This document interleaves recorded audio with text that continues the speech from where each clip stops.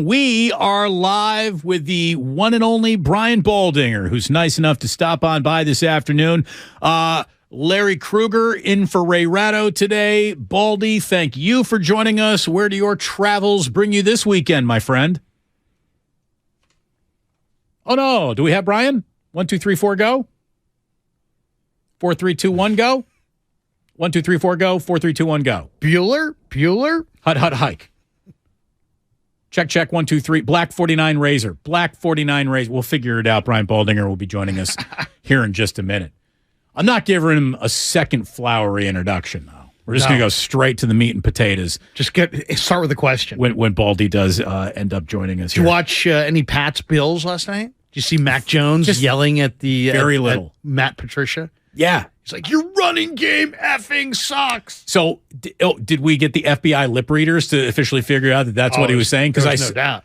So that's what I thought I saw. I saw it on Twitter because I wasn't tuned in at that particular time in the game, but I did see it, rolling on my Twitter timeline. And look, it's the Patriots are. You want to talk about falling into the same trap that the San Francisco Giants are in a little bit? Like, not only do you lack star power, but you're a little bit boring.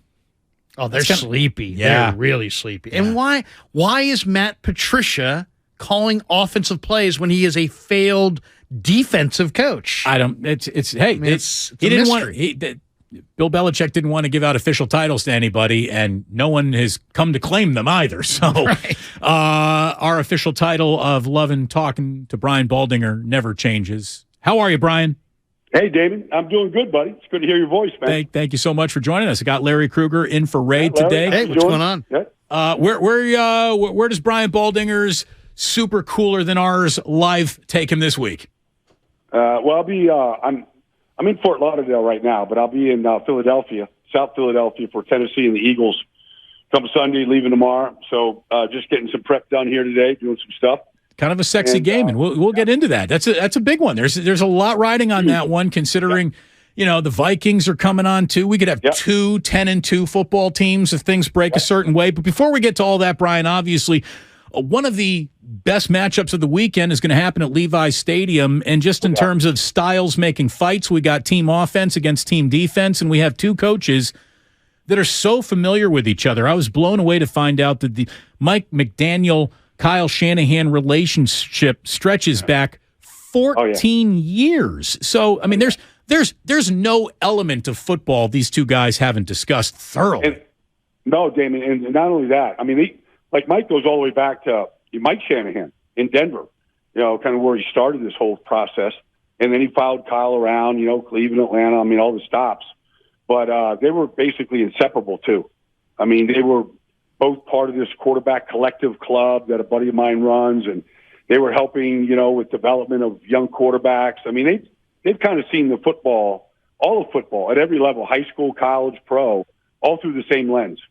And so there was a period, literally, when Mike was being contacted, or offensive coordinator, all these different positions, and Kyle wouldn't let him leave. I mean, they just paid him and kept him, and, he knew how valuable he was, just, how bright he was, his insight, and just the volume of hours that Mike would just spend in the film room by himself some days, just studying the opponents, studying free agent running backs, Raheem Mostert. I mean, guys that he really helped bring to San Francisco, now housed in Miami. So, I mean, they are very, very connected. And, Mike said all the right things this week. It's not about me. It's about my team. I don't want it to be about – they say all those things, but still, there's Kyle on the other side where they – walked in the same building, for all these years together.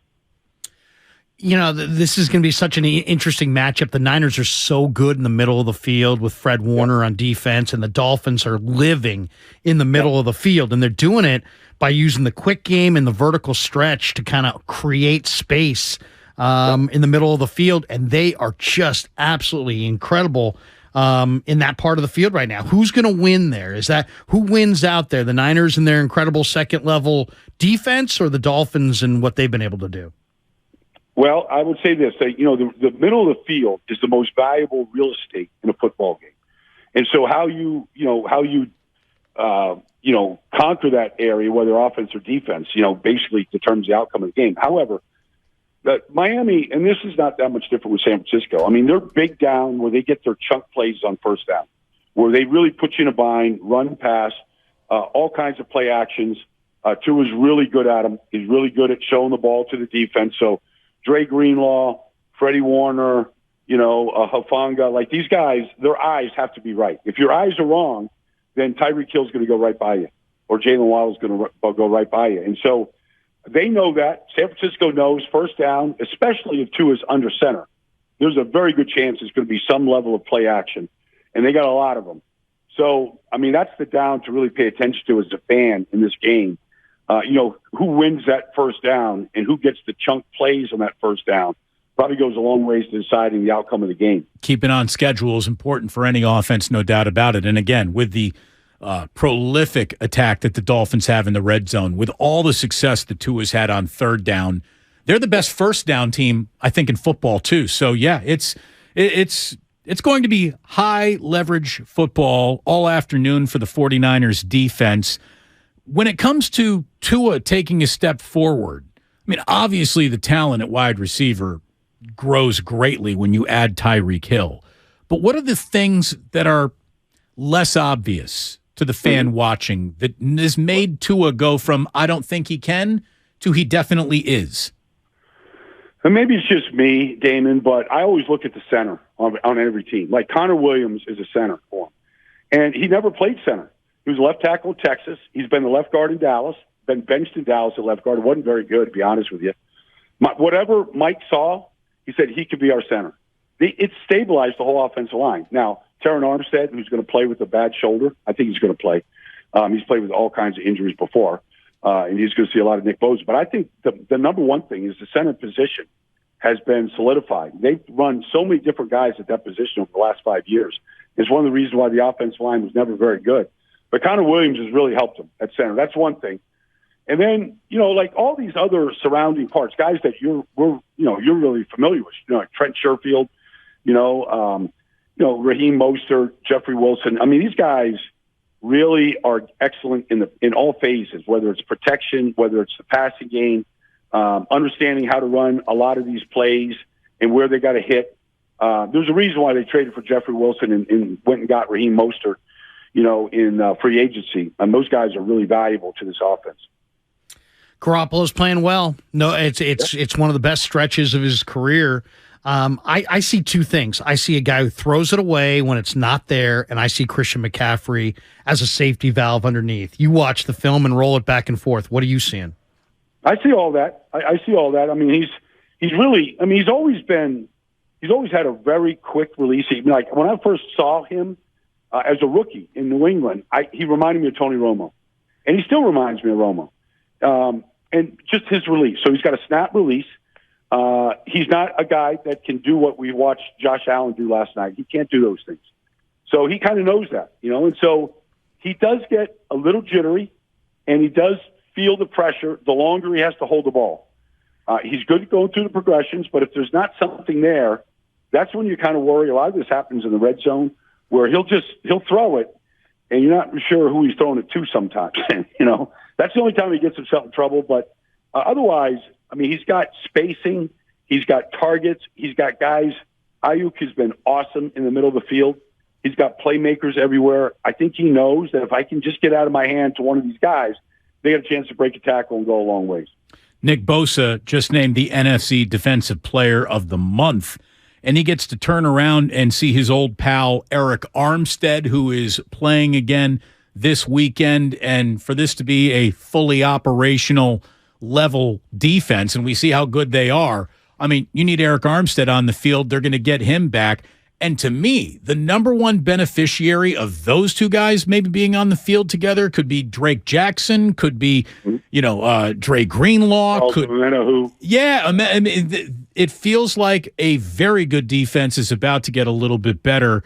Not to start comparing them to the 1985 Chicago Bears, because that's ridiculous. That is the yardstick of defensive excellence against which all defenses are measured by. But when you see this defense, what stands out to you as its single greatest strength? Because just getting to the passer, even with pressure, it doesn't feel like they do it all the time. I mean, they didn't spend all day in, Andy Dalton's grill. They really didn't. They just play so well at linebacker. Talanoa Hufanga is just. I think he's going to go to the Pro Bowl this year. I don't see the weakness right now. Aziz, Al Shahir. I mean, to pick a guy. I mean, they're playing very fast, David. The one thing about Armstead this weekend, I think is going to be interesting. Anybody that's talked to Eric, like he's 6'8". He's a basketball player in the middle, and Tua isn't 6 feet. Like just his presence in the middle, and as much as the Miami likes to throw the ball over the middle, that could be a huge presence. And now you'll see twist stunts where Bose is going to come up the middle. They want to attack Tua right in his face. He's very, very good at eluding pressure and throwing between the trees and all that. His footwork is awesome. But that could be a real deterrence. But the overall defense right now, like last week, I don't think they blitzed once, not one time. It was a front four game. The linebackers won the game. They were everywhere. They played three linebackers, and it's at times Hufanga is a linebacker where he plays in the box. They're really good. Tarvarius Ward is probably their most unheralded player. He was an awesome player at Kansas City. He can play press man. He's long. He can run with the best of them. He's been a great acquisition to that defense. It's hard to find a weakness. Kansas City exposed them on a couple different plays. That's the only time that they've really been exposed all year. So this is a great test, though, because this is truly a great passing team. And what you want during the season, Damon, is you want to be tested in all phases. Good running teams, great passing teams, speed that Miami has. You want to be tested in all these areas so that when you get to the postseason, you've seen a lot of this stuff and you're prepared for it. And so this is a great test for both teams. Miami hasn't seen a defense like San Francisco, and San Francisco hasn't seen a passing offense like Miami. So it's really a good test for both teams. What do you think of the Dolphins if we flip the card in their defense? They got a 34 defense and they traded for Bradley Chubb. How do they look different since they got Chubb? Is it a more menacing defense than prior to the deadline? Well, I think they played a lot of zero coverage last year, Larry, and it was like, feast or famine. And look, there were a lot of people that couldn't crack the code. The Baltimore Ravens couldn't crack the code on third down. And so they don't do as much as that this year. They feel very comfortable with Jalen Phillips, with Wilkins, Christian Wilkins, and with Bradley Chubb. Those are three, first-round draft picks, first-round draft picks, the three of them. Not to mention, Roquan Davis and some of the other guys up front. They've got a really good front. Now, they've been playing without probably their second-best corner all year. And so, they got a bunch of other guys that are playing there, but they have played a lot of press coverage.